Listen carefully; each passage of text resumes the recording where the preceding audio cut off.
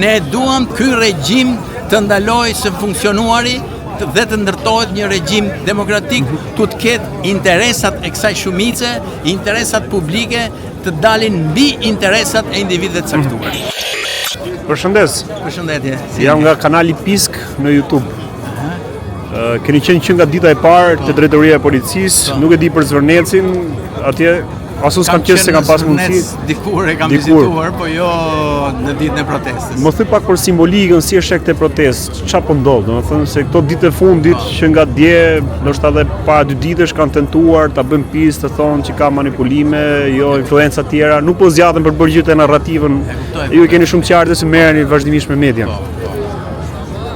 Shiko, fakti që këtu mund të ketë grupet ndryshme, heterogjene në kuptimin e ndoshta edhe bindjeve të ndryshme politike, lëvizjeve, apo dhe fetare, apo të tjera lloj bindjesh apo mendimesh. Këtu ka një gjë të përbashkët që përmbledh kjo parulla Shqipëria nuk është në shitje. Që do të thotë, këtu ka të gjithë këta lloj njerëzish të ndryshëm, kanë një shqetësim përbashkët, që është ngritja e një sistemi, e një regjimi, i cili bazohet mbi koncentrimin apo përqendrimin shqip të pushtetit ekonomik, pasuror dhe politik në një grusht të vogël njerëzish, që janë kryesisht klientela e Edi Ramës dhe e Partisë Socialiste, të cilët kontrollojnë njëkohësisht edhe mediat kryesore të vendit, apo jo, të cilët, si thash, kontrollojnë edhe ekonominë, dhe ky bëhet një grup tepër i fuqishëm, i cili vazhdon të pasurohet, të fuqizohet, fatkeqësisht duke u ndihmuar edhe nga investitorë në thonjza të huaj që duan për mbështetje politike, siç është rasti i Kushnerit, apo jo, në dëm të gjithë popullsisë tjetër, e cila zhvishet gjithnjë e më shumë nga mundësitë e shfrytëzimit, e gëzimit të hapësirave publike, të brigjeve të deteve, të maleve nëse do, po duash të lumenjve e të tjera e tjera. Kjo do ta kufizojnë pra?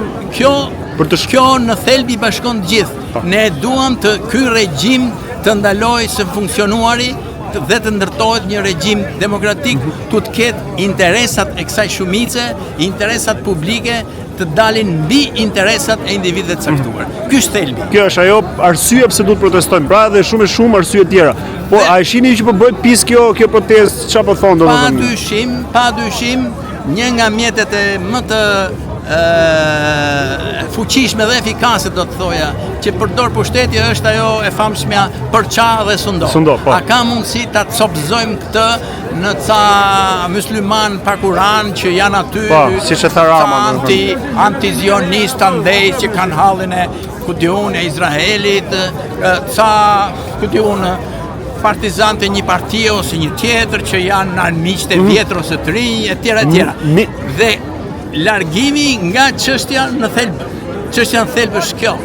Ky ka ndërtuar pushtetin e tij mbi shitjen e Shqipërisë, pra, dhe kjo gjë duhet ballafaquar, nuk është demokraci, po është një fashizëm ekonomik, do ta quaja.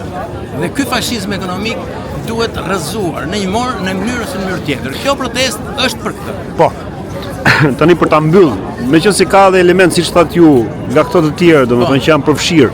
Ne që jemi me pastërti te kjo kauzë, domethënë për gjithë këto elemente është shumë arsye të tjera që duhet dalim të protestojmë, të ngrejmë zërin. A duhet ne ta dorëzojmë këtë siç ka u nis aq bukur, aq mirë, t'ia japim këtyre, t'ia lëmë këtyre për shkak se këto po na ushqejnë këtë përçarje për të sunduar vetë. Ju përdorët ne që jemi me pastërti dhe ata që janë pa pastërti. Unë nuk mendoj që duhet gjykuar kështu. Demokracia në fund fare çfarë është? Është edhe grupe të ndryshme interesi, apo jo, të cilët bashkohen, bëjnë aleanca ose ndahen, apo jo, për të mbrojtur interesat e asaj pale që përfaqësojnë. Pra, këtu boll që të mos shkelet ligji, boll që kërkesat janë të drejta. Për shembull, nuk di çfarë them unë, sepse dikush do thuash ti mund ta ketë me Kushnerin sepse është musliman dhe është për gazën që apo jo po, që Kushneri ka investon dhënë aty, aty dhe unë e them këtë që atë që ka bërë me gazën s'ka pse mos e bëhe me nese. Po, atë thatë edhe të ditë edhe po, që e thatë edhe policia. Dikush e shef edhe nga pikpamja e një muslimani.